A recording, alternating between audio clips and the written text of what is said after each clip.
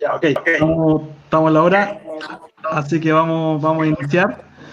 Muchas gracias a los que se están conectando. Ya tenemos 57 personas en vivo, así que bienvenidos todos a esta primera versión del OpenOffice Online. Y vamos a partir con unas palabras de Marcus ahí para que nos haga una pequeña introducción.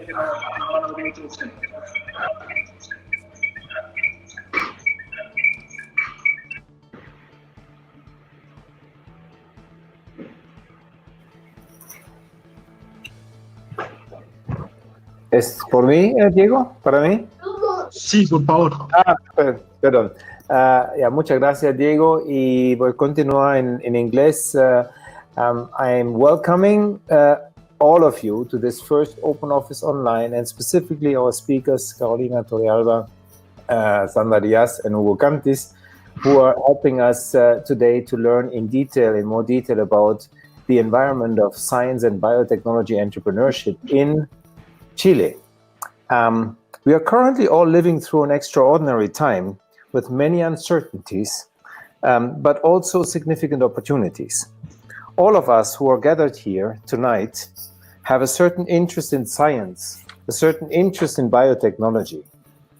And what would this world be looking like without science and without biotechnology in the situation of a pandemic like we experience it today? 10 years ago, the sequencing of a genome would have taken us millions, hundreds of millions of dollars, and months, if not years, to understand this virus. Today, we can do this in days for a few thousands of dollars. All this because of revolutionary bio-innovation. Innovation, science, biotechnology have the potential to significantly impact our economies, impact our lives and our societies. And we are just in the beginning of this revolution in Chile. I'm inviting you to be part of it and understand the opportunities, challenges, and responsibilities we have in this environment of science and biotechnology. Thank you very much. And I'm handing over back to Diego. Gracias, Marcus. Y bueno, reitero las palabras, bienvenidos. Muchas gracias para todos por estar acá. Y a modo de introducción, para los que no nos conozcan, les voy a presentar un pequeño video de lo que hacemos en Ganesha, qué es lo que somos y qué es lo que estamos haciendo. Así que los voy a dejar con eso 2 minutos.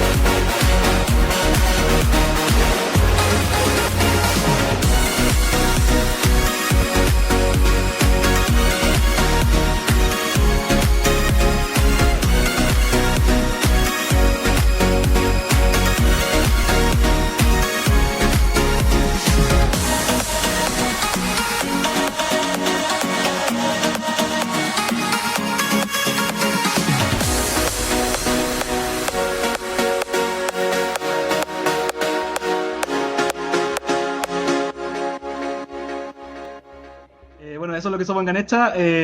Nos definimos como una boutique de escalamiento e internacionalización de proyectos en el área biotecnológica y ciencia de la vida, así que los dejamos cordialmente invitados a que se contacten con nosotros y podamos conversar sobre sus proyectos y sobre lo que están desarrollando en el área biotecnológica, porque seguro los vamos a poder apoyar. Así que para entrar en materia, también los quiero invitar a que posteen en redes sociales, obviamente, lo que estamos haciendo aquí, ocupen el hashtag OpenOffice y nos encuentren en todas las redes sociales que ven ahí, como Ganesha Lab.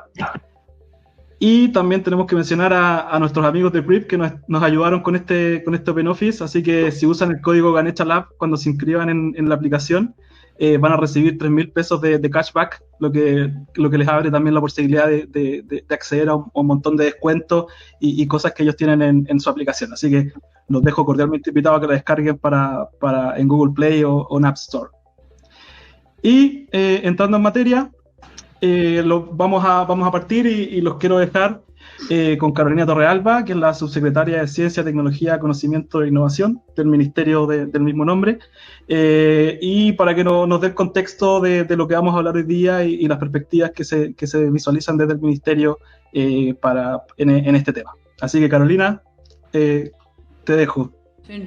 Ahí sí, perdón. Ya. Eso pasa a las 6 de la tarde o no sé qué hora es ya. Nuestros días se hacen largos en pandemia. Pero ahora me veo y me escucho, ¿no? Ya. Bueno, primero que nada, muchas gracias a Ganesha Lab por invitarnos, a Marcos, a Diego, volver a encontrarnos. La verdad es que estos espacios se hacen importantes también en estos momentos particularmente. Y lo que nos reúne hoy día, ¿cierto?, es hablar también de emprendimiento de base científica tecnológica, algo de lo que apasiona a muchas de las personas que están en Ganesha Lab. También sé que a Hugo Cantis, y ahí nos une un estudio realmente excepcional que ellos hicieron. Y yo solamente quiero dar un contexto y tal vez partir con una anécdota también, cuando llega un par de anécdotas, digamos. Cuando llega primero el estudio que esperábamos de emprendimiento de base científica, no sé, no esperábamos un estudio, digamos, de lo que había en Chile, pensando que tal vez el alcance iba a ser menor, y la verdad es que... bueno, en vez de 10 páginas llegaron 200 y tantas páginas, un estudio, la verdad, súper acabado. A mí me sorprende y me ha gustado mucho mirarlo, ver los cruces, los detalles, así que hay un trabajo interesante ahí sobre el cual discutir hoy día. Pero yo quiero hacer un comentario también, y perdón que parta con algo más personal, pero de cómo ha cambiado nuestro país y hacia dónde tenemos que movernos. Nosotros últimamente hemos tendido a ver bastante los vasos medio vacíos, ¿ya? Pero déjeme contarles, yo el año 2005 estaba haciendo mi doctorado en biología celular, muy académico. Estudiaba el transporte intracelular de proteínas, algo así como el Transantiago intracelular.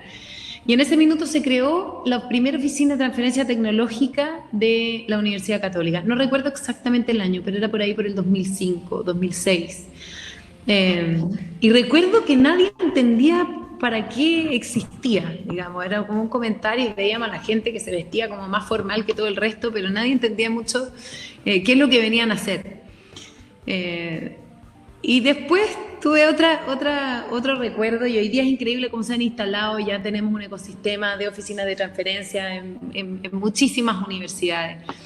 Años después, trabajando en la Fundación Ciencia y Vida, tuve otro flashback de ese estilo. Yo trabajé durante 8 años en este lugar, que es un lugar donde la ciencia y los negocios se funden muy virtuosamente. Y me acuerdo estar en un seminario en el cual era un seminario para estudiantes de doctorado, estudiantes que hacen tesis igual de académicas que la que hice yo tal vez, y uno de los que dio el seminario fue Alejandro Tosichul, que posiblemente muchos de ustedes lo conocen, pero es un chileno que hoy día lidera una empresa en California. Eso fue el año 2012. Yo había salido de mi doctorado hace algunos años atrás y me impresionó también, junto con, bueno, Diego era parte del ecosistema en ese momento, Diego del Mar, me impresionó lo rápido del cambio. Yo nunca, jamás, durante todo mi curso de doctorado, jamás escuché una charla de un científico que fuera emprendedor, o de un científico que hubiera creado una empresa. Era casi incompatible con el hecho de hacer ciencia. Era casi mal visto, más bien. Y esos cambios culturales fueron muy rápidos.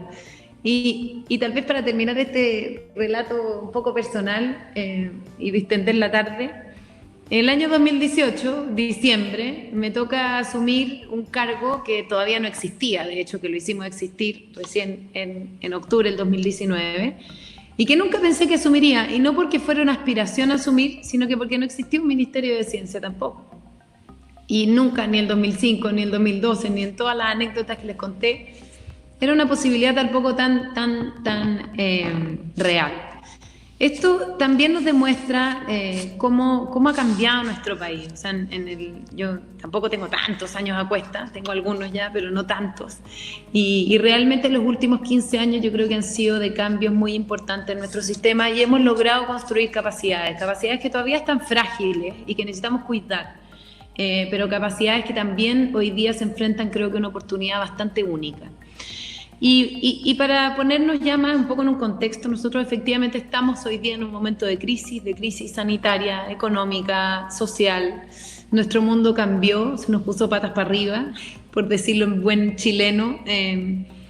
Y desde hace algunos meses, la mayoría de las personas que vivimos en Chile tenemos esta sensación de que la incertidumbre llegó para quedarse y por un tiempo que no podemos definir tampoco cuánto tiempo va a ser.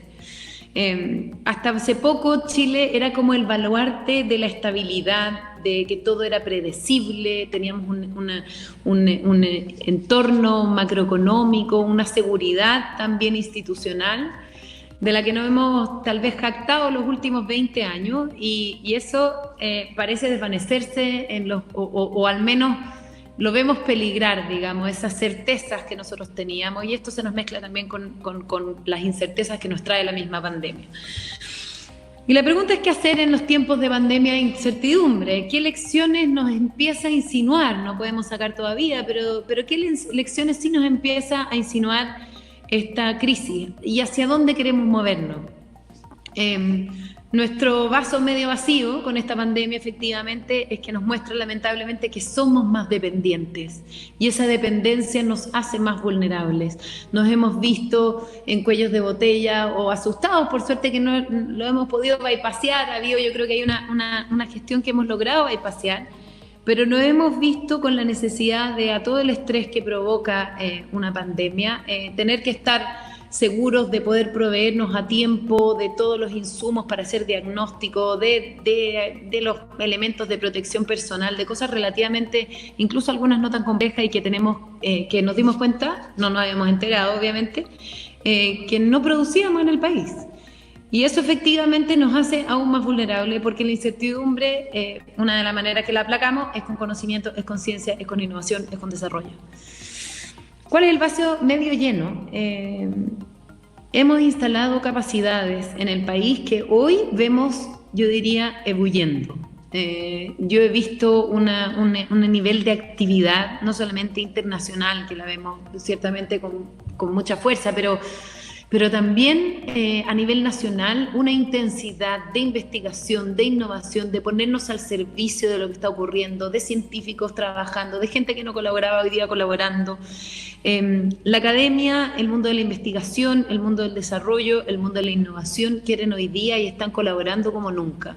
Nosotros hoy día estamos articulando proyectos realmente que yo pienso que en otros periodos me hubiera costado un año poner de acuerdo a personas y hoy día en 3 semanas articulamos una red de laboratorios de diagnóstico que está extendida a lo largo de todo el país, que convocaba a más de 20 universidades, que trabajan más de 200 personas y que hoy día están haciendo más del 10% del diagnóstico local, 2.000 muestras diarias prácticamente. Y eso ha sido comunidad de investigación con sus capacidades, con sus laboratorios, todos abocados a una misión.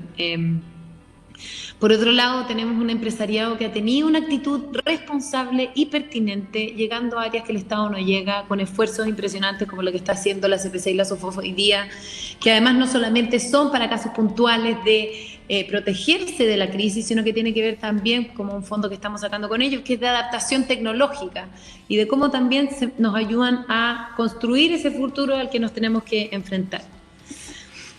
Y la pregunta de a dónde queremos movernos, yo creo que aquí hay una reflexión que quisiera hacer. que todos tal vez la hemos hecho. La crisis es estrechez. Sabemos que nos vamos a enfrentar y nos estamos enfrentando a periodos de estrechez económica, estrechez fiscal, que van a provocar conflictos en nuestras vidas.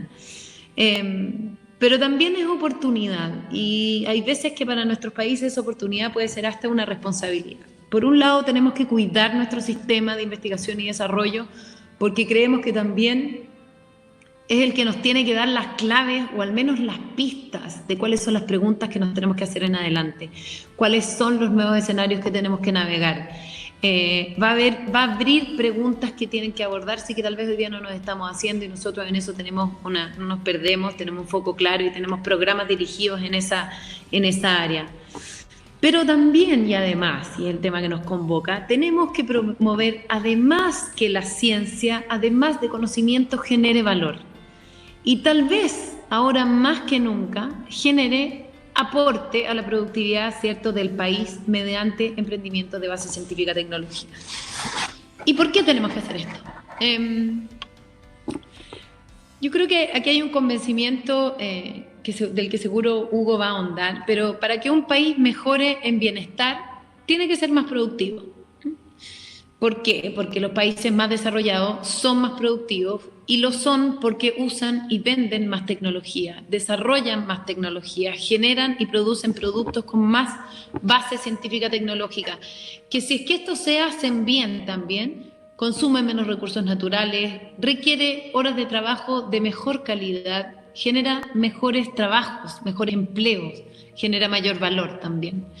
Y yo creo que eso es algo que como país aspiramos como bien común. Entonces, lo que tiene que aportar este sector es bastante importante cuando uno mira cuál es la ruta de bienestar que quiere construir como país. Las empresas de base científica y tecnológica, cuando se hacen bien, generan nuevas capacidades que nos ayudan también a responder antes y mejor a futuras crisis. No sabemos cuánto va a durar esta crisis, pero sabemos que escenarios inciertos nos vamos a seguir enfrentando en el futuro y que pueden poner en jaque muchas de las cosas que hemos construido. Así que mejor que nos pille bien preparados. Generar valor a partir de nuestro conocimiento también permite generar actividades de mayor productividad, lo que, como decimos, genera mayor bienestar. Ese es tal vez el entorno, el contexto amplio, y ahora para llevarlo mucho más a un tema de responsabilidad y política de este ministerio. Este ministerio nace este año, de hecho empieza a operar propiamente como ministerio el 1 de enero del 2020, y nace con la visión de incorporar el emprendimiento de base científica y tecnológica plenamente a su misión, de darle un espacio institucionalizado y de poder mirar específicamente también este ecosistema. Creemos que es vital, es único este ecosistema y requiere promoverlo con precisión y con decisión. Hay cierta unicidad, ¿cierto?, en cómo es el emprendimiento de base científica tecnológica. No es igual que otros. Y por eso es tan importante para nosotros, en el minuto en que nace este ministerio, poder acoplarlo y decir, ok, este es un sistema distinto y requiere mirarse con cierta particularidad. Y es esa la razón por la cual este año, que es un año fundacional del ministerio, empezamos, ¿cierto?, un plan y a implementar este plan, que esperamos que siga creciendo y nutriéndose con el tiempo, de promoción del emprendimiento de base científica tecnológica con diversas actividades a partir de este mismo mes, digamos. Y estas actividades van a incluir desde algunas actividades de promoción y otras muy concretas como instrumentos de financiamiento público que iremos lanzando en las próximas semanas.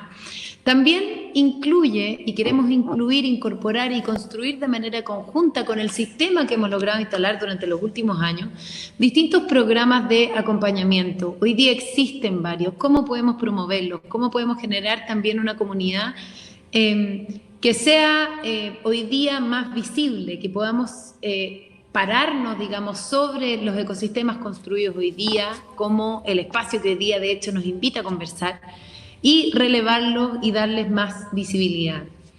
Y es por ello que lo primero que quisimos hacer es conocer cuál era nuestra línea de base, ¿cierto? ¿Dónde estamos parados hoy día en Chile con respecto al emprendimiento de base científica tecnológica? ¿Cómo es? ¿Dónde está? quiénes la conforman, es realmente sofisticado o no, qué tipo de emprendimiento hace, a qué se dedica. Y por eso es que encargamos este estudio que lo realiza el estudio que lidera Hugo Cantis. Es un trabajo detallado, muy acabado, del que él nos contará los detalles, y que además ojalá que todos los países pudieran hacer estos estudios, porque creemos que también nos ayuda a ir entendiendo las claves de cuáles son las claves del éxito también en otros países y poder hacer también una comparativa internacional. Yo no les voy a contar los detalles del estudio, lo va a hacer Hugo, pero sí voy a hacer un spoiler, como se dicen por ahí. Voy a contar un par de cosas. Primero que nada, existe un sistema. Le estoy hablando a gente que pertenece a ese sistema, pero créanme, para los que no pertenecen, es una noticia importante. Y este sistema está conformado de por lo menos unas 600 empresas de base científica tecnológica. Y al menos a mí me sorprendió que más de la mitad de esas empresas surgen de conocimientos y de personas que estaban alojadas al interior de una empresa. La otra mitad surge de conocimientos y personas que están en ese minuto en la academia. Los que surgen de las empresas llegan antes al mercado, ¿cierto? Pero en general, al final, los equipos que ambos caminos constituyen son equipos mixtos, equipos que incorporan personas tanto de la academia como de las empresas. Tanto este dato que les acabo de compartir, que es un pequeño fragmento, como otros, nos dan pistas y también nos ayudan a eliminar ciertos lugares comunes. El desafío de diversificar nuestras empresas, hoy día nos damos cuenta, y de crear empresas de mayor valor y más diversas, en Chile está siendo abordado tanto de la empresa como de la academia. Y necesitamos revisar y promover ambos caminos, ¿ya? Para quienes no hemos tenido una formación académica, tal vez vemos solamente esa ruta que sale desde la investigación y llega hacia un emprendimiento de base científica, pero nos damos cuenta que aquel emprendimiento de base científica que surge de las empresas también es un camino igual de relevante en este país, que llega antes incluso al mercado. El camino de empujar los nuevos conocimientos desde los laboratorios de investigación universitarios y el camino que viene desde la misma empresa son unos que tenemos que mirar ahora con detalle, ver dónde están esos palitos en la rueda y cómo nosotros, no solamente haciendo nuevos instrumentos o programas, sino que cómo podemos identificar cuáles son los principales obstáculos y acompañar a que estas empresas tengan un buen futuro, digamos. Y finalmente quería cerrar un poco con una invitación a todo el sistema. Hoy día la gente que nos escucha también son amplificadores de un mensaje en el cual estamos todos comprometidos, ¿cierto? Cualquier cosa que hagamos, si tenemos como objetivo promover el emprendimiento de base científica tecnológica, dado lo que les comenté, que creemos que es importante para generar un país con un mayor bienestar, con mayor productividad, tenemos que hacer un trabajo colectivo y compartido. Necesitamos mucho más que un estudio, por excelente que sea. Necesitamos mucho más que un programa de promoción surgido de un ministerio naciente, por bueno que sea, y más que un instrumento que apoye el financiamiento de estas empresas, que es lo que queremos hacer. Necesitamos crear un ecosistema y también, de nuevo, la oportunidad. Esta crisis nos ha enfrentado a múltiples desafíos, y esos desafíos, hay una cosa que ha sido realmente sorprendente, que es como un experimento a nivel internacional, y es que el nivel de aceleración de la adopción de hábitos y de cambios culturales ha sido impresionante. O sea, yo me imagino que todos lo estamos viviendo hoy día. En vez de estar con unos pizza y cerveza presencialmente en Ganesha Lab, estamos cada uno desde distintos lugares. Se han adoptado las tecnologías y los hábitos, cambios de hábitos muy rápidamente. Y tal vez tenemos que, como sistema, el desafío de aceptar la crisis como una oportunidad. Y cómo nosotros hoy día, ¿qué hacemos con esta ebullición de ciencia, de innovación, de conocimiento? ¿Cómo aceleramos nuestro aprendizaje de poder promover y crear más empresas de base científica tecnológica que nos ayuden también a instalar un sistema de investigación y desarrollo vinculado a la productividad del país con más fuerza, y que ese sea un horizonte futuro que ojalá sea un resultado también de esta crisis, que esta crisis no solamente nos deje heridas, sino que también potencie las capacidades que como país hemos logrado construir durante los últimos 20 años. Con eso los dejo, les agradezco el tiempo y ansiosa también de escuchar la presentación de Hugo y de Sandra. Muchas gracias.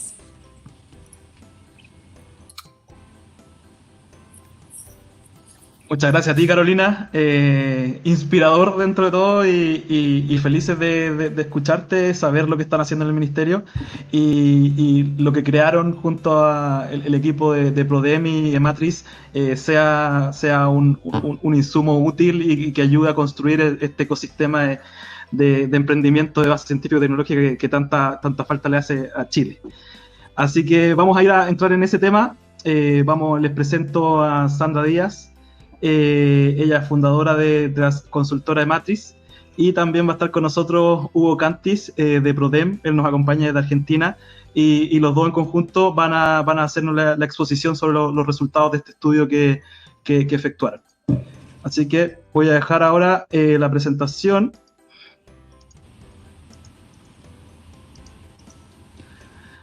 Y la palabra de ustedes, Sandra, Hugo.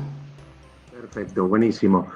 Bueno, voy a arrancar agradeciendo primero la excelente introducción que hizo Carolina Torrealba, que me spoileó varias cosas, pero le dan más fuerza a la presentación y más chiste.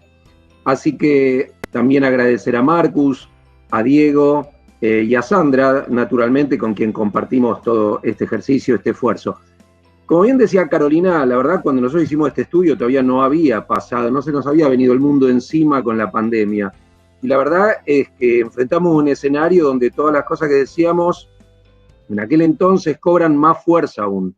En aquel entonces decíamos, bueno, ¿qué lugar nos vamos a parar dentro del mundo y cómo nos ayuda el emprendimiento de base científica tecnológica en un contexto de aceleración de la transformación digital y la revolución 4.0, por simplificar? Bueno, esta pregunta cobra hoy no solo una cuestión estratégica desde la perspectiva ofensiva, sino de una perspectiva incluso de poder sobrevivir. El rol de la ciencia y de la tecnología y cómo esto se transforma en valor es cada vez más importante. Y mucha gente que creía que esto era como almorzar o cenar con champán, esto de la ciencia y tecnología para nuestros países tan pobres, se va dando cuenta de que no, de que esto es algo imprescindible. Entonces, voy a responder varias de las preguntas que hacía Carolina antes. Vamos a estar viendo cómo caracterizamos. Para poder hacer una buena política que fomente al emprendimiento de base científica y tecnológica, tenemos que conocer a los actores, qué realidades se enfrentan y cómo podemos hacer que sus realidades se vuelvan mejor, más fáciles, más sencillas, de lo que anticipo, auto-spoileándome, hoy por día son. Y para eso lo primero es que hay que entender de qué estamos hablando. Y a nivel mundial hay una gran diversidad de definiciones de qué es esto de la empresa de base científica tecnológica. Nosotros adoptamos esta que luego de revisar la literatura nos permite ver la diversidad que hay dentro de este mundo. No es solamente el laboratorio académico, el instituto de investigación y sus proyectos que generan spin-off, sino estamos hablando de empresas creadas sobre la base de conocimientos con potencial innovador, que surgen a partir de actividades de investigación y desarrollo, que son llevadas a cabo, sí, al interior de instituciones académicas, científico-tecnológicas, pero también de empresas, o incluso en vinculación entre ellas. Muchas veces hay ahí una hibridación entre los distintos actores, no son solo los investigadores los que circulan por ahí y se mezclan de una manera tal que generan esta química social, y académica y productiva, naturalmente. Hicimos preguntas de investigación sobre las características de estos actores, sus procesos de creación y desarrollo de empresas, y los abordamos de una perspectiva de triangulación entre enfoques cualitativos y cuantitativos. Y entonces, yendo a los resultados, lo primero que surgió, efectivamente, ya lo anticipó Carolina, es que nos encontramos con algunas cosas que esperábamos, como que el nivel de calificación de los equipos de emprendedores es muy alto, al menos la mitad tiene título de posgrado, que tienen conocimiento del mundo académico, 2 de cada 3 están formados por al menos algún socio con experiencia de este perfil, pero efectivamente la conexión con el mundo de las empresas fue mayor que la que esperábamos. En 7 de cada 10 equipos, la mayoría de los socios trabajó previamente como empleado en una empresa. Y por el otro lado, en casi la mitad de los equipos, la mayoría de los socios tuvo una experiencia emprendedora previa a la actual empresa. Entonces, fíjense que tenemos que tener una mirada muy abierta porque aun cuando este mundo tiene su especificidad y requiere un ecosistema no aislado, pero sí específico, articulado con los demás emprendedores, naturalmente, tiene una especificidad que no quiere decir que haya homogeneidad. Ahí adentro hay distintos perfiles que tenemos que entender. De hecho, casi la mitad de los casos se originaron a partir de idea y conocimiento de personas que trabajaban cuando eso ocurrió en una empresa. Y estamos hablando de también diversidad a nivel tecnológico, estamos acostumbrados a hablar de la biotecnología, medicina, pero también está el mundo de lo digital hoy, que es muy importante, ustedes pueden ver en este cuadrado donde está la pizza, cómo se reparte, ¿no? También los digitales son importantes, la inteligencia artificial, el Deep and Machine Learning, IoT, Big Data, o combinaciones de ellos, ¿sí?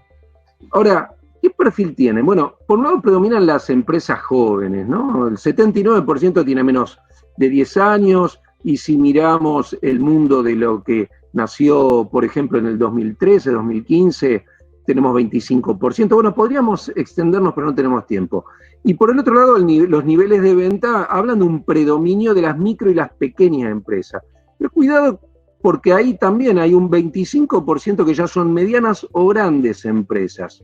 En el otro extremo, claro, están los que tienen tiempos de maduración más largos, entonces hay 1 de cada 5 que todavía no registra ventas. ¿Dónde están desde el punto de vista geográfico? Bueno, hay una concentración geográfica muy elevada que no nos sorprendió, en donde 2/3 están en la región metropolitana, y después le sigue Biobío y Valparaíso. Y hay una relación fuerte entre esta localización y el gasto en I+D donde ocurre. Ahora, hay un esfuerzo muy fuerte en I+D, especialmente en un núcleo de alta intensidad, donde más de la mitad tiene un área formal de I+D. Piensen que para los más pequeños esto no es tan obvio. Más de la mitad cuenta con laboratorio propio, inclusive, y 1 de cada 5 empresas invierte más del 50% de sus ventas en I+D, lo cual para muchas es bastante esperable porque son todavía de corto recorrido y de escaso nivel de venta, pero nos habla de que el ADN de estas empresas tiene la I+D. Ahora, estos esfuerzos no son al final del día solamente transpiración, hay resultados. Entonces, la mitad patenta, 1/3 tiene publicaciones científicas, y en ese sentido vemos que hay resultados que hay que potenciar. Por el otro lado, hay un grupo importante de aquellos que exportan, ¿sí? Y algunos lo hacen de una manera muy activa. Por ejemplo, tenemos 1 de cada 3 que exporta, y dentro de ese grupo 1 de cada 4 que exporta más del 50% de las ventas. Ahora, todo esto, ¿cómo se consiguió? Aun cuando efectivamente las cantidades que decía Carolina son interesantes, pero posiblemente sean una base que tenemos que ensanchar. ¿Y cómo ensanchar? Bueno, con política pública. ¿Por qué? Bueno, porque de hecho lo que tenemos, vemos que en ella la política pública ha sido muy relevante, ¿no? El financiamiento de programas públicos, fíjense, está presente como inyección de recursos en el 80%, con un protagonismo importante de Corfo, y seguramente en adelante lo será también del nuevo ministerio. Ahora, cuidado, solemos decir que en este ecosistema hay debilidades a nivel de inversión privada, pero la mitad recibió inversión privada. Posiblemente si hubiera mucha más, habría muchas más empresas de base científico-tecnológica, y lo que vamos a ver ahora, que probablemente crecerían más. Entonces encontramos un grupo de empresas que llamamos con evidencia de alto dinamismo, y en el otro extremo aquellas que tienen síntoma de potencial enanismo, ¿sí? Y esto tiene que ver con la edad, con el recorrido y que tanto crecieron. Ahora, cuando vamos a ver a las que más crecieron, quizás son medianas o grandes, habiendo solamente transcurrido 10 años de vida, o menos, mejor dicho, y vemos qué es lo que las diferencia de las demás. Y bueno, una cuestión relevante es el peso de la inversión privada, es significativamente más elevado que en el resto, la mayor actividad exportadora, la mayor orientación a venderle a grandes empresas. Claro, la exportación, la venta a grandes empresas tracciona y ayuda a crecer. Y también, pero no en una medida muy relevante, hay diferencia en el sentido que hay más empresas como socios. Entonces, para ir cerrando esta parte y darle lugar a Sandra en la parte que nos aporta a nivel cualitativo y ver después cómo concluimos con recomendaciones, vamos a ver qué es lo que demandan estas empresas encuestadas, que fueron unas 300, ¿sí? Por luego, contactos. Contactos está al tope de la agenda de demandas, ¿no? Apoyo para generar contactos con ¿quiénes? Bueno, con potenciales clientes, como ustedes pueden ver, con aliados estratégicos, con inversionistas y fondos, pero cuidado que también un poco más de 1 de cada 3 reconoce sus limitaciones al nivel del equipo emprendedor y quiere conocer también socios, quiere complementariedades en sus equipos. Por el otro lado, hay demandas de financiamiento que no solo tienen que ver con las líneas tradicionales que se promueven desde estos organismos de ciencia y tecnología a nivel mundial, sino que hay demandas de capital de trabajo, en primer lugar, ¿sí? Funcionamiento para desarrollo de nuevos productos, y también hay una mitad que demanda apoyo de financiamiento para exportar e internacionalizarse. Quiere decir que ahí, para Ganella, que está en este mundo del scale-up, hay una ventana naturalmente muy importante donde hay que jugar un rol clave, y también el financiamiento público para que esto suceda, para apalancar el privado, ¿no? Incorporar recursos humanos, adquirir maquinaria y equipo, patentar y proteger la innovación en 1 de cada 3 en este último caso. Y por último hay demandas de asesorías, 1 de cada 2 asesorías para identificar nuevos mercados, lo cual es coherente con lo anterior, para cuestiones estratégicas del negocio, para prepararse ante aquellos inversionistas cuyos contactos demandan, y en menor medida para propiedad intelectual. Fíjense que muchas veces la agenda para promover la ciencia, la tecnología de la mano de las empresas le apunta primero a la propiedad intelectual, y no es que eso no sea importante, pero fíjense que no aparece al tope de las demandas de los emprendedores y empresarios. Y sí, también en ese nivel, 1 de cada 3 aparece por igual el fortalecimiento del equipo emprendedor. Entonces, con esto ya, Sandra, vamos a continuar con qué aprendimos cuando conversamos con ellos, no solo cuando los encuestamos, ¿verdad? Exacto. Entonces, la parte que voy a comentar yo son todo el levantamiento cualitativo, que de alguna forma le da textura a toda esta data que recién mostró Hugo, y que consistió en el levantamiento de casos de BCT. Conversamos, aparte de encuestarla, conversamos en profundidad y desarrollamos casos para 15 de ellas. Y además conversamos con expertos a través de entrevistas exploratorias y entrevistas en profundidad. Así que le vamos a contar qué cosas aprendimos. Todo esto partió también con un marco referencial que hizo Hugo Cantis con Pablo Angelelli del BID, y que fue realizada en el 2019 y que contó con encuestas a toda Latinoamérica. Y las encuestas que resultaron de Chile, hay un 80% de acuerdo en que estas son las principales, podríamos decir, factores debilitantes o factores que de alguna forma se interponen en el surgimiento de mayores BCT. Cosas que no estamos tan, no nos va a sorprender. Por ejemplo, el tema de que los proyectos de investigación no están necesariamente vinculados a los problemas concretos de la empresa o la sociedad, a lo que estamos trabajando. El tema de que las universidades no le dan una importancia, no le dan tanta importancia a la creación de BCT, más bien el tema de las publicaciones y ahora último las patentes. El tema de que tampoco las normas facilitan a que los profesores, los investigadores puedan dedicar parte de su tiempo, parte de su actividad a generar emprendimientos de base científica tecnológica. El tema de los espacios de vinculación. No hay estos espacios donde se puedan encontrar emprendedores y sobre todo personas de distintas especialidades de manera transdisciplinaria para generar estos emprendimientos con inversionistas. El tema de que las OTL están en proceso de consolidación, todavía están ahí buscando formas de acelerar el tema de la transferencia tecnológica, y algunas carecen de capacidad y recursos apropiados. Hay mucho tema de rotación que se critica respecto de las personas que están ahí y que no genera este conocimiento profundo en un campo tan específico como este. El tema de que los programas públicos tampoco estimulan la demanda por estos productos y servicios, no hay un Chile Compra que de alguna forma premia a las empresas de base científica tecnológica con algunos puntos, o permite que regulatoriamente puedan soslayar algunos temas para poder ofertar en el tema del mercado público. Y el tema clásico que todo el mundo de alguna forma apunta cuando habla de emprendimiento en general, el tema de financiamiento para hacer escalar y crecer a las empresas de base científica tecnológica. Esto, bajo ese marco que Hugo lo hizo a partir del BID anteriormente, nosotros empezamos a indagar. Entonces, contarle un poquitito que hicimos casos con 15 empresas en distintos tipos de ámbitos, de disciplinas, distintos tamaños.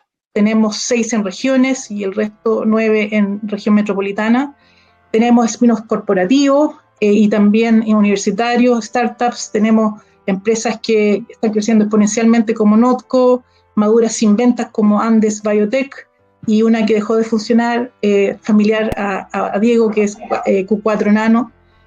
Entonces, de alguna forma vimos todo el espectro y toda esta diversidad que hablaba Carolina y que después reflejaba Hugo en sus data, lo vimos reflejado en los casos y vimos en dónde se anclaba esa diversidad. Y aprendimos respecto de los obstáculos, de los principales obstáculos, algunas cosas que se repiten a pesar de esta diversidad. Una es que el acceso a financiamiento de mercado es clave para este tipo de empresas. Conseguir I+D suficiente de largo plazo con los requisitos. Recordemos que muchas de las líneas que hay de Corfo, de la ANID ahora, hay veces que no se adaptaban a estos tiempos largos que hablaba Hugo, donde hay que ir invirtiendo y no necesariamente van a haber ventas tan rápido. También el tema de la estrategia de internalización es un tema para las empresas, sobre todo cuando requieren retornar la inversión que han hecho en I+D en mercados grandes, que generalmente no son solamente los chilenos. Y el tema del financiamiento privado, este 48% que mencionaba Hugo de empresas que no acceden a financiamiento, está hablando también de hay una barrera. El tema de acceder a conocimiento e infraestructura de I+D. El hecho de que la mayoría de la infraestructura de I+D es cara y en general está bien concentrada en las universidades. Y como ya vemos, el 48% nace desde fuera del circuito universitario, más bien asociado a empresas, y hay un porcentaje, 27%, que nace de esto alrededor de los circuitos universitarios. Ese tipo de emprendimientos no tienen acceso tan facilito a la infraestructura de I+D, de laboratorio, para hacer pruebas, para hacer pilotaje. Eso está cambiando con los nuevos programas de Corfo de los centros de pilotaje. El tema de las validaciones técnicas, conseguirse el experto para que en el fondo pueda entender cómo funcionan las pruebas clínicas, por ejemplo, si una vacuna como la de sincicial, oye, cómo es que se hacen estas distintas pruebas y cómo se va haciendo de una manera que es a estándares globales. El hecho también de que a los científicos les cuesta encontrar esos equipos con capacidades complementarias para poder armar las empresas. Cuesta encontrar a alguien que sepa de negocios, pero también de empresa de BCT. No es un conocimiento tan disponible.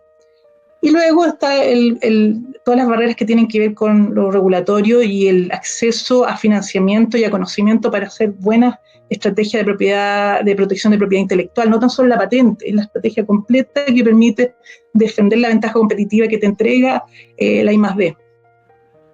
Sin embargo, nos encontramos que habían casos exitosos. O sea, a pesar de que hay barreras, que ya las hemos hablado, sin embargo, hay gente que logra encontrar el camino, encontrar la vuelta para poder crecer, y encontramos muchos exitosos. Este grupo que hablaba de alto dinamismo, que Hugo hablaba de las 31 empresas que han logrado crecer rápidamente. Y encontramos algunas cosas comunes, como por ejemplo, tenían acceso a contactos clave. ¿Se acuerdan que las de alto dinamismo tendían a venderle a la empresa grande? Bueno, eso ocurre porque están de alguna forma enganchados en redes donde están los tomadores de decisión, ya sea porque está dentro de su círculo social o porque de alguna forma fueron a universidades en el extranjero y ahí se arman redes de alumnos muy apretadas, muy estrechas. Entonces, eso hacía que fuera más fácil acceder a que en el fondo las empresas les compraran. El acceso a conocimiento clave, esto lo vimos súper bien reflejado en el caso de Notco. Notco tuvo un go-to-market súper rápido porque los emprendedores sabían exactamente dónde estaba la información, tanto científica, cómo se hacían los negocios a nivel de góndola, dónde estaban los mejores que podían hacer diseño y empaquetamiento. Entonces ese conocimiento de alguna forma les permitió ahorrarse mucha plata y tiempo. El tema de tener credenciales buenas, el tener reputación, el tener algún tipo de signaling, como dicen los gringos, que permita romper esta barrera como de credibilidad que tienen los científicos cuando en realidad hay muchas cosas que el inversionista o la gente de las empresas no entienden tan bien, pero sí les da de alguna forma esa pasada, esa apertura de puerta, el tener alguna credencial valiosa, como tener algún premio, alguna aparición en prensa, tener algún tipo de certificación. Lo otro es que nos encontramos con que aquellos que les iba muy bien entendían muy bien cómo funcionaba el financiamiento tanto público como privado. Es verdad que los financiamientos no están hechos para la empresa base científica y tecnológica, pero estos emprendedores encontraban la forma de articularlo en forma artesanal y media como que a duras penas, pero lo lograban y entendían muy bien cómo funcionaban ambos mecanismos. Lo otro es que eran bastante ingeniosos para acceder a infraestructura de I+D a bajo costo y en forma flexible.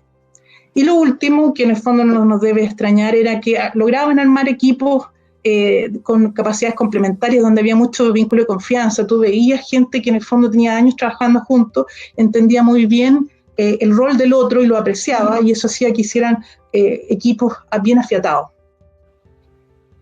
Ahora les paso a contar qué fue lo que dijeron los expertos del ecosistema. Y ahí nos tocó entrevistar a gente de las universidades, tanto desde el rol de dirección de innovación, de las redes de OTL, el Hub también entrevistamos, gente de los fondos de inversión, gente que también estaba en el círculo de innovación, el Club de Innovación, Eduardo Vitrán, también a emprendedores exitosas como la Emilia Díaz, etcétera. Tuvimos de la agencia de gobierno, Corfo, INAPI, y a partir de esa mirada de varios actores del ecosistema, ellos complementaron estas barreras, estas cosas que ellos veían con los siguientes comentarios. Primero, ellos nos dijeron mucho de que el trabajo colaborativo interdisciplinario era difícil porque a juicio de ellos, y yo lo veo también, es que no es una habilidad que se le enseña a los científicos. De hecho, los modelos de rol de los científicos son otros científicos que a su vez tienden a trabajar bien como en sus disciplinas, los físicos con los físicos, los biólogos con los biólogos, y es muy raro esto de hibridar. Lo otro es que concuerdan de que faltan los espacios de colaboración, no hay estos espacios incluso físicos donde se puedan juntar a conversar emprendedores o personas de distintas disciplinas para poder hacer trabajo transdisciplinario. Lo otro es que había mucha propuesta push, en general se refiere a que alguien en el fondo desarrollaba una tecnología, un desarrollo, y había más bien una sensación como de ir a empujarlo hacia el mercado más que de escuchar lo que la industria necesita y desarrollar algo en base a ese conocimiento. Lo otro es que, y esto es algo que sí requiere mucha política pública, el hecho de que estamos mandando a hartos de nuestros científicos, talento científico hacia afuera, con programas del gobierno, y llegan acá a Chile y no tienen dónde insertarse. Nuestro tejido productivo no tiene como tantos puestos de trabajo para estos científicos, incluso hay empresas tradicionales que les da un poquito de miedo. Hay un paper súper bueno que salió a partir de una experiencia en la minería, que habla de que los científicos hay veces que vienen muy prepotentes, un poquito medio arrogantillos, y hace que en el fondo sea bien difícil la inserción de estas personas. No voy a mencionar que sea alguien de aquí, por supuesto que no, pero también hay mucho wishful thinking a partir de estos científicos que llegan de afuera y que llegan a hacer propuestas que quizás no son están bien enraizadas en problemáticas del entorno actual de la sociedad. Lo otro que mencionaban es que nos faltan casos de éxito, y de hecho ojalá que este estudio sirva para relevar estos casos que hay veces que yo creo que están medio escondidos. Hay más de 300 empresas, nosotros conversamos con ellas, hay casos que salen harto en la prensa, como Andes Biotech, pero hay otros que de verdad son extraordinarios y que necesitamos conocerlo, necesitamos acercar la ciencia y la tecnología a las personas. Yo creo que esta crisis nos permite eso mismo. La gente ahora ya está abierta a escuchar cómo la ciencia está resolviendo problemas tan importantes como el de ahora. El hacer que los programas, estos programas interdisciplinarios que promueve la Corfo, el Centro de Electromovilidad, el Centro de Envase, de alguna forma permitan acceso de emprendedores EBCT a instalaciones y laboratorios para I+D externos, para poder de alguna forma hacer desarrollos que requieren ese tipo de recursos clave. Las hubs y OTL, una de las cosas que también mencionaban es que todavía están muy orientadas a la universidad y empresas grandes, que generalmente las EBCT no lo son, por lo tanto ahí hay una oportunidad, y que faltan las incubadoras especializadas, hay 2 o 3, y de hecho faltan company builders, que es de alguna forma bien preponderante que hay en otros países para promover las EBCT. Limitaciones para el crecimiento, concuerdan en que hay pocos fondos de inversión enfocados. Nosotros entrevistamos a 3, y eso implica que hay falta de financiamiento para los TRL a partir del 3 en adelante. Hasta el TRL contamos con los FONDEF, qué sé yo, con los Corfo, pero de ahí en adelante falta algo de plata. Están los de alta tecnología, pero falta todavía financiamiento en ese rango, del R3 hasta el 7. Falta del conocimiento para la ruta para escalar, como que nos falta el viaje del emprendedor EBCT que esté bien documentado, que las personas puedan acceder al conocimiento que cada etapa requiere y quiénes los puede ayudar. Lo otro es que sí nos dimos cuenta es que se arman modelos de negocios más complejos, da la sensación que una disciplina, dentro de la misma disciplina de emprendimiento tecnológico, los EBCT es una disciplina por sí sola, había que profundizarla y entregar los conocimientos para poder armar este tipo de negocio, modelo de negocio y tipo de negocio. Lo otro es que falta desarrollar el ecosistema local. Yo creo que este es el primer paso. Yo estimo de las 1000 entidades que conforman el ecosistema chileno de innovación y emprendimiento, yo creo que un 20 o un 15% corresponde a las EBCT, entidades que ayudan a las empresas de base científica y tecnológica. No es menor, y habría que potenciarlo y mapearlo. Así que yo con eso dejo a Hugo que termine con las principales conclusiones y recomendaciones de política pública. Gracias, Sandra. Como bien decía antes Carolina, el detalle del desarrollo de las conclusiones y las recomendaciones excede el tiempo que disponemos, así que yo me voy a limitar a dar algunas líneas de naturaleza más estratégica, conceptual, acerca de qué recomendamos, porque como bien estaba viendo, no sé cuántos respondieron, pero hay una encuesta que se estaba haciendo antes y preguntaba si creen que están dadas las condiciones para que Chile se cree en empresa de base científico-tecnológica, y por un lado, bueno, predominaban los que decían que no lo hay, aun cuando una de cada 4 personas decía que están empezando a generarse esas condiciones. Entonces, juntando ambas respuestas, ¿qué es lo que hace falta para que Chile pueda tener mucho más de esto? Y entonces lo que planteaba Carolina al inicio, haya una contribución al desarrollo económico y social, a una sociedad más sofisticada, con mejores niveles de ingreso, con mayores capacidades de generar valor y distribuirlo. Y ahí nosotros empezamos por proponer adoptar un enfoque sistémico organizacional, es decir, que tenga la construcción del ecosistema y que entienda que la naturaleza misma de las organizaciones donde queremos que sean cunas de emprendedores, hace falta un cambio organizacional profundo. ¿Por qué? Porque las reglas de juego patean para otro lado. Entonces los jugadores que juegan en ella, si queremos que jueguen al fútbol, bueno, que se adapten para que el juego sea el fútbol, y no que solamente permitan jugar al rugby. y que entonces este enfoque dé cuenta de estos distintos factores que intervienen y que hemos ido mencionando a lo largo de esta presentación. Tener en cuenta la diversidad de perfiles de empresas y emprendedores de base científico-tecnológica es muy importante para lograr mayores impactos, no focalizarse solamente en el estereotipo del spin-off que sale de los proyectos de investigación de los laboratorios científicos, académicos, sino que es más diversa la fauna en cuestión, y fauna con todo el respeto y admiración que tengo hacia ese mundo, y siendo académico además. Adoptar una estrategia a largo plazo. Esto tiene una política de Estado. ¿Por qué? Porque antes vi que en el chat alguien preguntaba qué diferencia hay en los tiempos que requiere la maduración, la creación de una empresa de este perfil versus las tradicionales.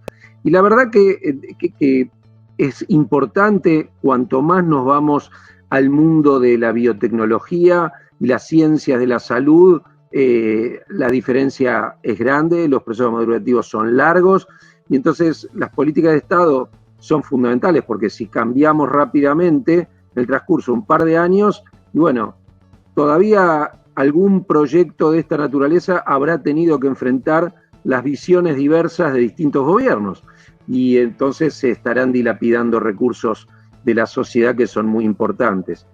Y además, en línea con lo que acabo de decir, es muy relevante poder, tal como hacen los inversores, dar seguimiento periódico de cómo marchan estos proyectos, estos emprendimientos, estas empresas de base científico-tecnológica. ¿Por qué? Porque son recipientes de recursos muy relevantes de la sociedad y requieren mucho más que lo que se invierte, y son una apuesta de largo plazo. Entonces, un observatorio permanente puede ser una buena fórmula como para ir viendo qué es lo que ocurre con ellos. Y para cerrar, es clave entender que no solamente es muy importante, que lo es, apoyar a las empresas de base científico-tecnológico que ya existen para que no solo sobrevivan, sino para que crezcan y para que esos emprendedores que lideran emprendimientos nacientes puedan efectivamente recorrer este camino, sino también tener una agenda, como decía antes, sistémica organizacional, que tiene en cuenta que la película comienza cuando la gente está trabajando en otra cosa, pensando en otra cosa, y su comportamiento viéndose moldeado por otras cuestiones. Inclusive comienza desde la propia formación. Nos contaba antes Carolina que ella, cuando hizo su doctorado, bueno, no tuvo acceso a conocer casos de gente que había hecho empresas de este perfil, y que hoy en día empieza esto a ocurrir. ¿Por qué? Porque lo que necesitamos es un camino que no solamente le permita a los que ya tienen proyectos o que inclusive ya crearon sus empresas de base científico-tecnológica recorrer este camino de una manera más fácil y potente. Necesitamos que esta sea una liga, un juego donde haya mucha más gente que esté participando, y eso requiere cambio organizacional, cambio sistémico, políticas de largo plazo. Así que son las dos agendas las que integran lo que hace falta hoy en Chile, y debo decir, en buena parte, si no todos los países de América Latina. Y con esto agradecerles, y bueno, espero que con esto podamos sumar nuestro pequeño grano de arena a este enorme desafío que se enfrenta, ¿no?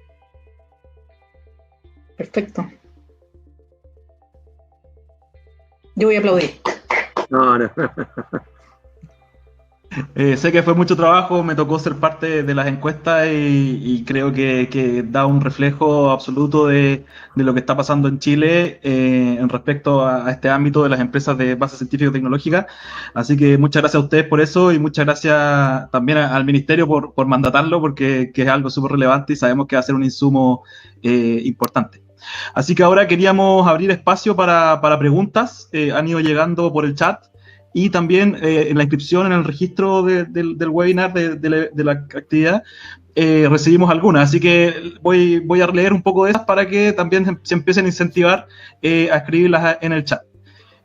Así que hay varias que son enfocadas al ministerio, así que Carolina, quizás van para ti. Primero, de Ricardo Doberti. Él nos pregunta, ¿cuáles son las propuestas reales que hay desde el Ministerio para conectar la ciencia y el emprendimiento? ¿Cómo se piensa hacer sinergia con los programas que ya existen en Corfo y la NID? Ya. ¿Quién pregunta, perdón? Ricardo Doberti. Ricardo quiere que sea más spoiler todavía. Así parece. Sí.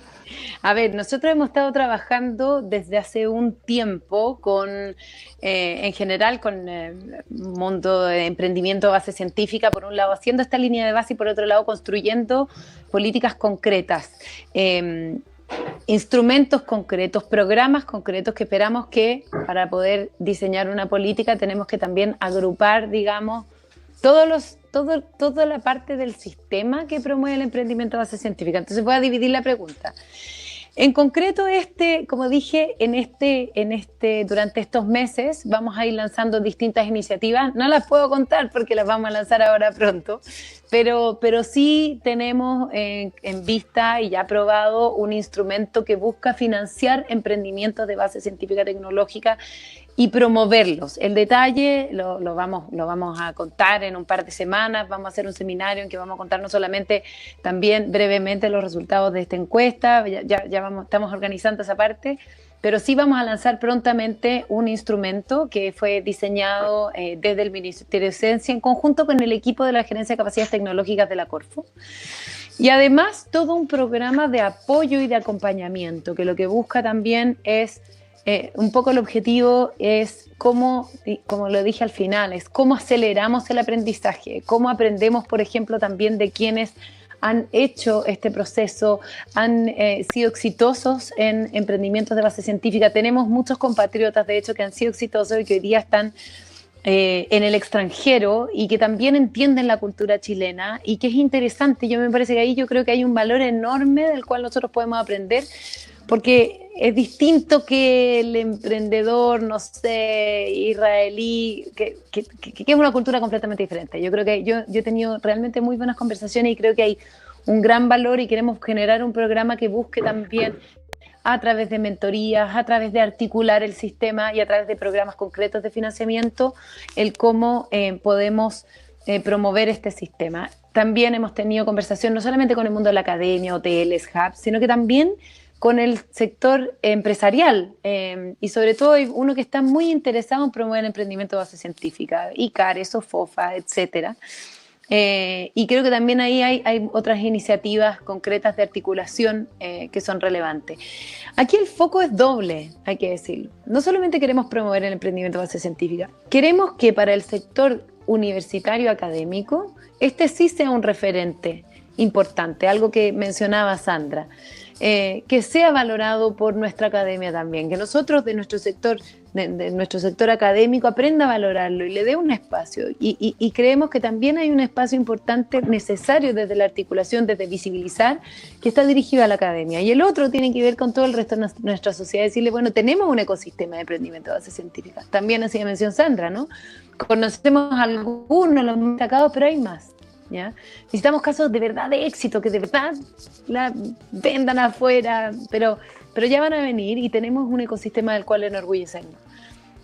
Eso por un lado es lo más concreto que puedo hacer, porque si no ya en mi equipo me van a retar por básicamente echar a perder las novedades, pero ya pronto van a ir las partes más concretas. Y lo otro, que es lo institucional, nosotros hicimos un trabajo bien importante, que el ministerio no fuera solamente ministerio de ciencia, ¿ya? Y esto, ¿cómo se hizo? Se hizo a través de un trabajo más bien silencioso, un poco aburrido para contarle el detalle, porque son puros tuercas administrativas del sistema público, pero básicamente lo que hemos hecho es un trabajo con el Ministerio de Economía para traspasar gran parte del área que es innovación de base científica tecnológica al Ministerio de Ciencia, entendiendo que es una cadena que no se puede cortar en Ministerio de Ciencia. Muchos de los ministerios de ciencia de Latinoamérica también y otros países son sectoriales, son solo ciencia. Nosotros hicimos un esfuerzo por poder abrirnos más y poder incorporar, y por eso se traspasó la división de innovación desde el Ministerio de Economía, el FIC, y por eso es que también está planificado el traspaso de la Gerencia de Capacidades Tecnológicas de la Corfo a la ANIT.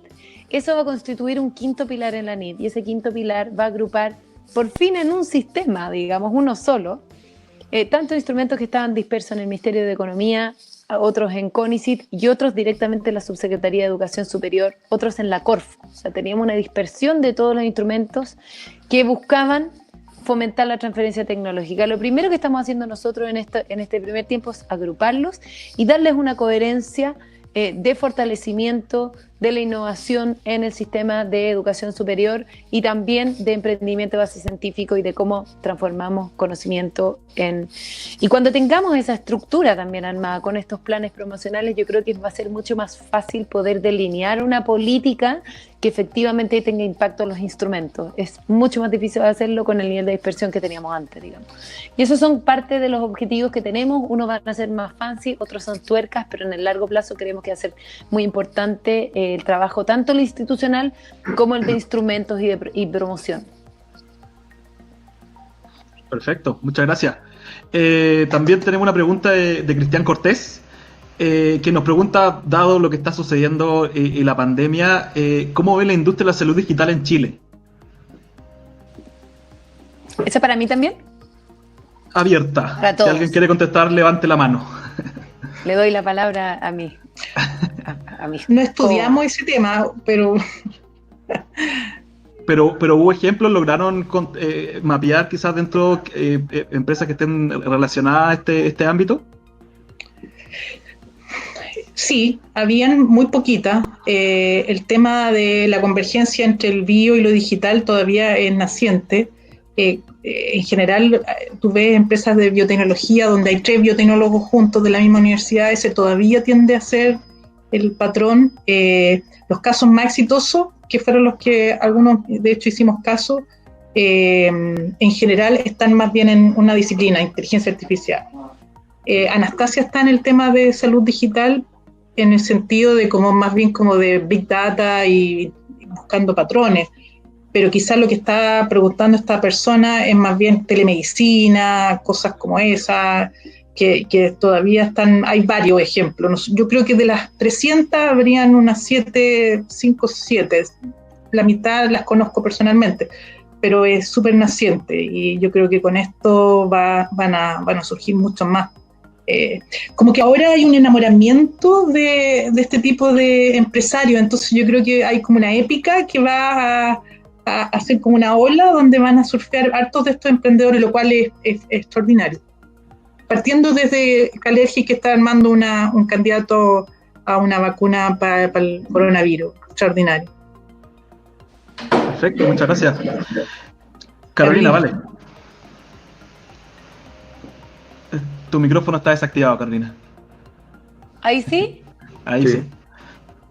Ahí sí, ya. Creo que es una de las áreas que que está teniendo una aceleración de adopción como pocas otras, ¿ya? Y no sé si hoy día, si los que alcanzaron a leer una entrevista que hubo el domingo en el Economía y Negocios, donde se entrevistaba a Alejandro Weinstein, que tiene un fondo destinado precisamente a esto, a la telemedicina.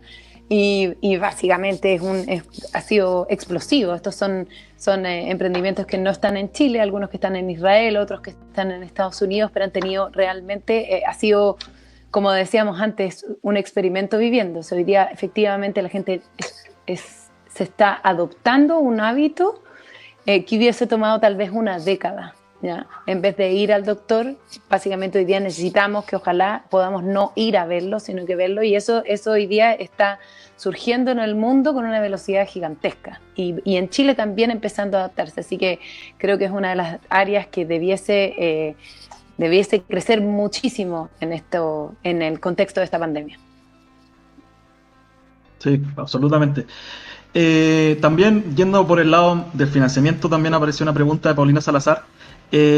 Aparte del financiamiento público, que sabemos que es importante en Chile, del punto de vista privado, ¿existe más financiamiento nacional? ¿También hay financiamiento internacional? ¿Cómo se mueve en esos ámbitos? Yo contesto. A mí me tocó entrevistar a los fondos de inversión. Yo veo que sí hay, de hecho hay cierta historia al respecto. Todavía no tenemos casos de éxito para hacer que más aportantes, que son en el fondo las personas con plata que ponen fondos de inversión, todavía no tenemos esos casos de éxito. Yo creo que van a surgir ahora para que exista como mayor fondo. Las empresas de base científica y tecnológica en Chile tienden a tener fondos de acá y fondos de afuera. sobre todo de los ecosistemas más sofisticados, que ya hablaba Hugo, en el fondo Israel, hay algunos que lamentablemente eso implica irse a Silicon Valley, a Corea del Sur. De hecho, Emilia se tuvo que ir a Corea, hay algunos que se van a la Indie Valley. Entonces, lamentablemente eso también significa el entrepreneurial drain, que habla Hugo harto, que significa que se nos van en busca de estos financiamientos, pero es ambos, y de hecho afuera es donde hay mayor financiamiento. O sea, estamos hablando que Moderna, que es la biotech gringa estadounidense, levantó billones de dólares. De hecho, un unicornio, y ahora está en la bolsa. Entonces, estamos hablando de 100 veces el orden de magnitud entre lo que podría ser una empresa acá versus irse afuera. Pero aquí sí hay financiamiento y está creciendo. Sí, yo creo, perdón, ahí hay un punto que para el desarrollo de las empresas de base científico-tecnológica chilena y del ecosistema, para que eso suceda, que es fundamental, que es como parte de un ecosistema abierto y articulado con el resto del mundo, tener en claro que no se corte la cadena, digamos, de generación y captura de valor. Si solamente hay financiamiento hasta un determinado nivel y de ahí en adelante solamente depende de fondos internacionales, eso está bien, está fantástico y hay que hacerlo, pero entonces muchas veces esto suele traccionar que los emprendimientos terminen migrando. Y bueno, en principio no está mal eso, si conseguimos que sigan estando articulados con el desarrollo y la captura de valor para beneficio de Chile o de cualquiera de nuestros países. Entonces hay que tener un ojo ahí, y eso muchas veces me ha llevado a pensar en esto como usando la metáfora futbolística casi, ¿no? En donde los mejores jugadores es muy difícil que no sean tentados por propuestas desde el exterior. Sin embargo, eso lleva a pensar algunas ideas. Nosotros, de hecho, recomendamos algunas cuestiones en nuestro documento que tienen que ver con, bueno, lo que ocurre también en el fútbol. Por un lado, a pensar cómo hacer para que el semillero sea más grande, en el sentido de que nazcan muchos más y tener muchos más jugando este juego. Pero por el otro lado, lo que los clubes suelen tener, no sé cómo se llamará en Chile, pero son de alguna manera derechos de formación. Derechos de formación, ¿qué quiere decir? Que un club que formó un jugador, cuando lo va a vender, captura parte del valor vinculado a haber invertido en su formación. Y de alguna manera los ecosistemas nuestros necesitan tener algo de eso también. ¿Qué quiere decir? Bueno, los israelíes lo hacen. Cuando hay transferencia de propiedad intelectual al exterior, está pautado que 7 veces tiene que recuperarse el valor de la inversión pública. Entonces eso proponemos nosotros, que alimente un fondo que permita seguir recirculando la inversión dentro de nuestros ecosistemas. ¿Para qué? Para que este juego tenga cada vez más alimento, más fuerza, y que cuando se nos vaya al exterior algún jugador virtuoso, no lo vivamos solamente como una pérdida, sino que sea un circuito que se retroalimenta, ¿no? Perfecto, y en ese sentido también aparece la pregunta, me pasa las brechas que se identificaron en Chile, ¿cuáles quizás son los modelos o países modelo que deberíamos estar mirando? Todo el mundo conoce Silicon Valley quizás como gran referente, pero quizás hay otros nichos que se asemejan más a la realidad que nosotros tenemos y han hecho un buen trabajo. Sí, yo no sé, Sandra, si vos querés decir, a ver, a mí no me gusta decir tenemos que mirar y copiar o aprender de estos en particular. Yo creo que hay varios países que nos pueden enseñar muchas cosas. Por ejemplo, uno podría decir Suecia, ¿no? Bueno, que es recontra distinto a nosotros. Bueno, Suecia mismo acaba de hace un par de años introducir modificaciones para que sus universidades y sus centros de investigación puedan conducir a que esto se transforme en empresas. Esto es que los incentivos jueguen contra uno de los mandatos que justamente tienen las universidades, que es la transferencia, y en este caso a través de los emprendimientos. Si uno ve cómo funciona algunas universidades en Noruega mismo, bueno, la realidad es que la vida del investigador incluye la posibilidad tranquilamente de dedicarse a crear una empresa científica tecnológica. España mismo ha introducido recientemente algunos cambios. Está habiendo cambios en numerosos países. Entonces, más que decir, hay un ecosistema que tenemos que tomarlo como benchmark porque ese funciona, bueno, sí, ahí tendríamos que hablar de Silicon Valley, tendríamos que hablar de Israel, eso ya lo conocemos. Pero a mí me parece que más que mirar la foto de lo que funciona, es poder mirar la tendencia de lo que están haciendo los países para recorrer el camino. Nosotros hicimos hace cosa de 2 o 3 años para CONICET en Argentina un relevamiento de distintos países que estaban precisamente teniendo funcionamientos en aquellas áreas donde nosotros teníamos dolores, bueno, funcionamientos más acordes a lo que hace falta. Y la verdad que uno puede dedicarle más tiempo a eso y eso no significa que tengamos que decir a quién es mirar para copiar, sino ver hacia dónde está yendo el mundo, porque la realidad es que si uno mira Europa desde la década del 80 por lo menos viene tratando de promover la creación de este perfil de empresas y una de las conclusiones es que durante más de una década se fracasó en esos esfuerzos. ¿Por qué? Bueno, por varias de las cosas que ahora nosotros en este documento, en este estudio, tratamos de aprender y no chocar con las mismas paredes, de rescatar lo sistémico y no concentrarnos en quienes tienen que hacer los goles, sino que para que haya goles tenemos que tener una buena defensa, tenemos que tener un buen mediocampo, también entender que tienen que cambiar entonces las organizaciones, bueno, es largo esto, y ahí podemos valernos de distintos ejemplos en distintas cosas para inspirarnos, más que para copiar, ¿no? Sí, por supuesto. Cambiando de tema, para Carolina, Natalia Rodríguez deja la pregunta, quizás puede ser un poco picante la pregunta, pero si están evaluando como en el ministerio cambios al incentivo en el régimen laboral de científicos e investigadores para promover la generación de este tipo de emprendimientos. Sabemos que la parte laboral ha sido un tema siempre en los laboratorios de investigación, así que si hay alguna mirada sobre eso.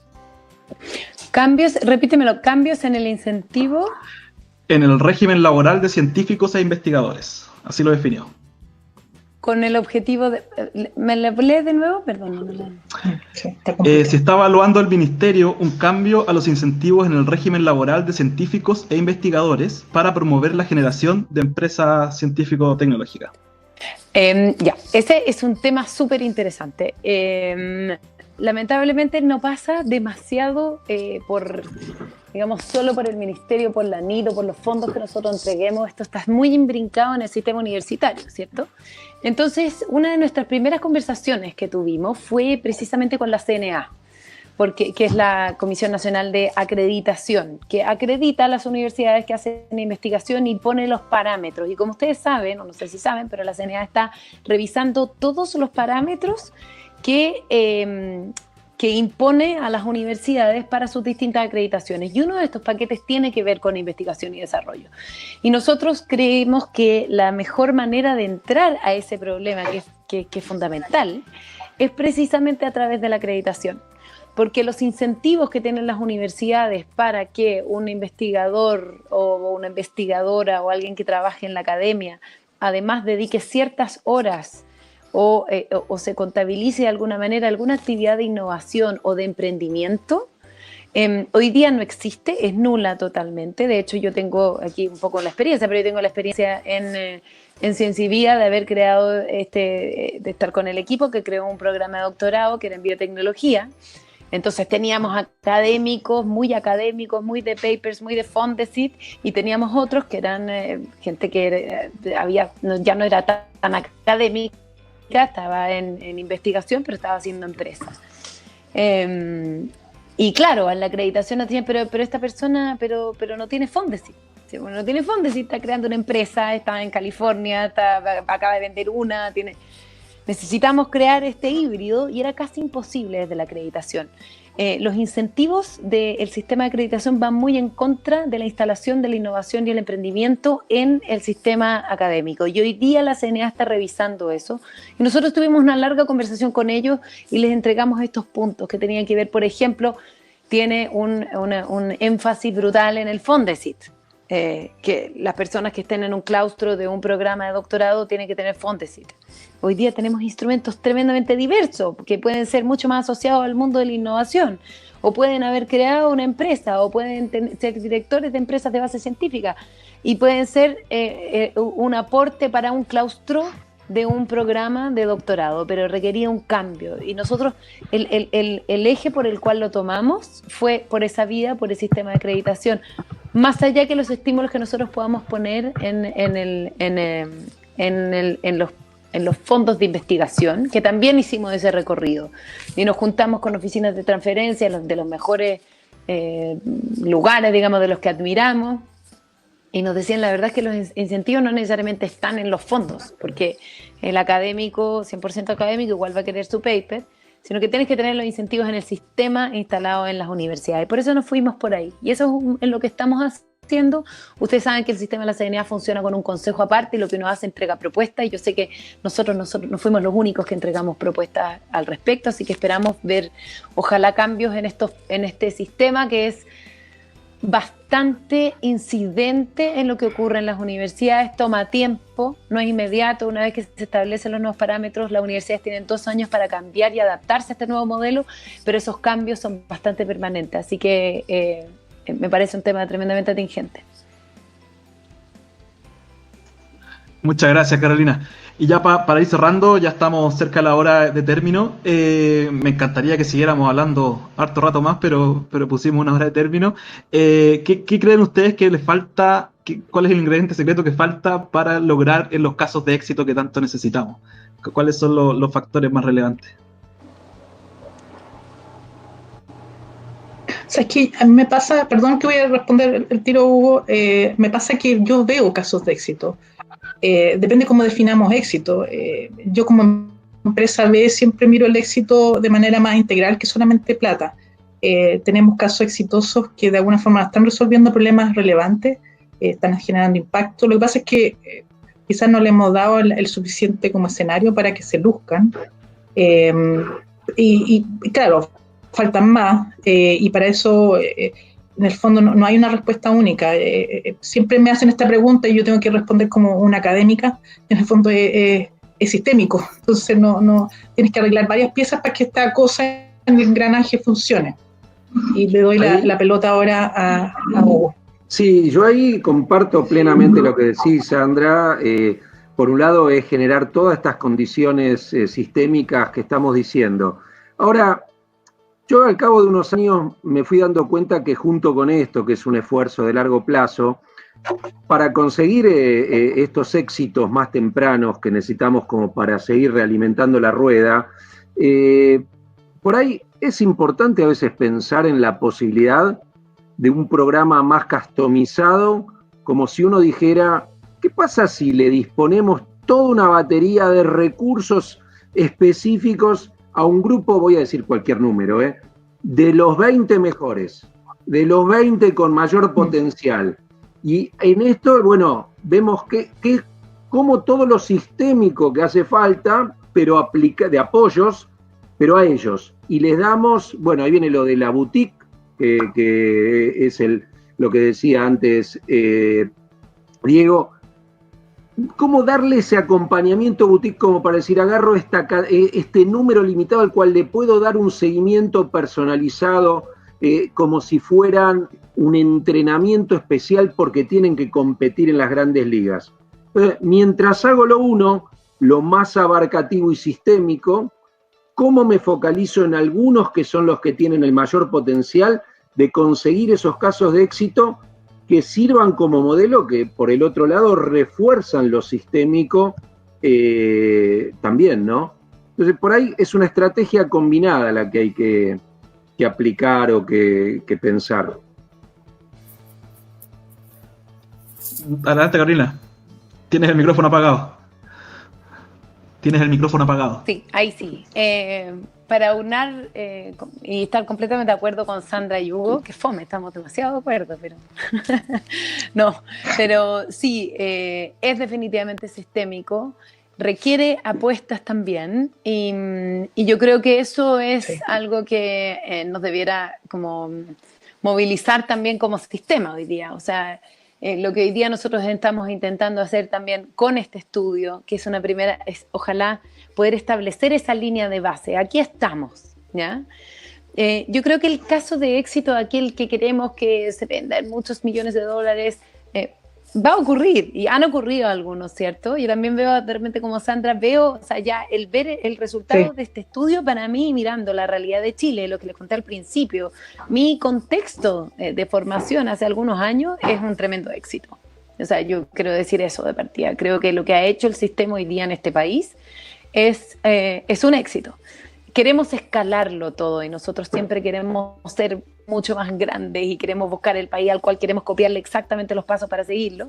También creo que no hay una sola ruta, pero me parece que el poder aprovechar este momento también de generar una radiografía, hacer un programa, invitar a cada vez más personas, visibilizarlo, nos ayuda también a este cambio cultural que necesitamos. Esto no es solamente cultura, pero la cultura importa mucho, digamos. Y yo creo, y vuelvo a insistir con el punto, creo que también hay un momento particular en este minuto, y el momento particular tiene que ver con ese desafío que tenemos de qué vamos a hacer con todo el mundo hablando de investigación, emprendimiento y desarrollo en todo el mundo, digamos, como nunca antes se había hablado así.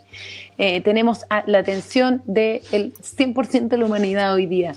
Creo que es un momento importante de capitalizar en positivo, de poder salir entonces con tal vez con que no solamente nosotros, un grupo que estamos enamorados y promoviendo este sistema hace mucho tiempo, sino que toda la sociedad pueda verlo, que la academia y que la sociedad general pueda valorarlo y podamos promoverlo, las empresas también, ¿cierto? Y poder promoverlo. Así que creo que hay un desafío sistémico, pero que además nos encuentra en un punto de la historia, yo creo que muy particular, que no podemos dejar pasar. Y eso no se aborda, insisto, desde un ministerio, es un colectivo que necesita impulsarnos hacia allá. Y con eso creo que yo me despido, no sé si... Sí, no, muchas gracias Carolina, sí, muchas gracias. Sí, nosotros ya vamos a cerrar, estamos en la hora, por respeto a todo el horario de todos. No sé si Marcus quieres decir unas palabras de cierre. Ya, sí, en primer lugar, claramente, muchas gracias a Carolina, a Sandra y a Hugo. Una presentación muy interesante, Carolina, tu insight, tu pensamiento sobre el ecosistema, fantástico. Soy alemán, pero estoy súper emocionado sobre el movimiento en Chile. Llegué acá en 2015 y ahora es un mundo diferente. Sí tenemos casos de éxito, no tenemos un caso de éxito, pero muchos casos de éxito y el ecosistema está desarrollando.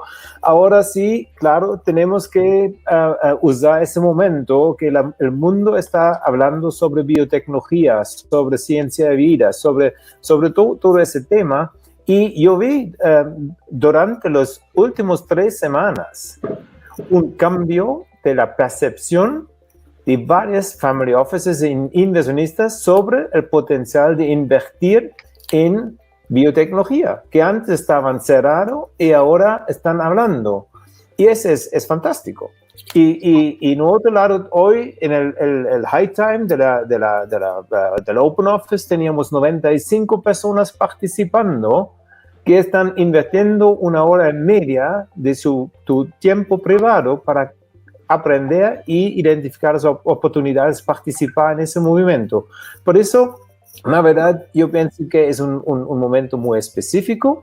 Gustaría de agradecer a todos los participantes, invitarlos a participar en el ecosistema, hablar con nosotros, hablar con otros participantes activos en el ecosistema y también claramente como el ministerio está en las próximas semanas lanzando un programa. Nos también estamos en proceso de preparar nuestra convocatoria que está abierto desde el 25 de mayo y este año muy específico tenemos Johnson & Johnson como socio por el tema de biotecnología, específicamente diagnóstico, tecnología médica con inteligencia artificial, biomedicina para resolver problemas grandes del mundo, y es el grupo de Johnson & Johnson de América Latina que está súper interesado en identificar tecnologías para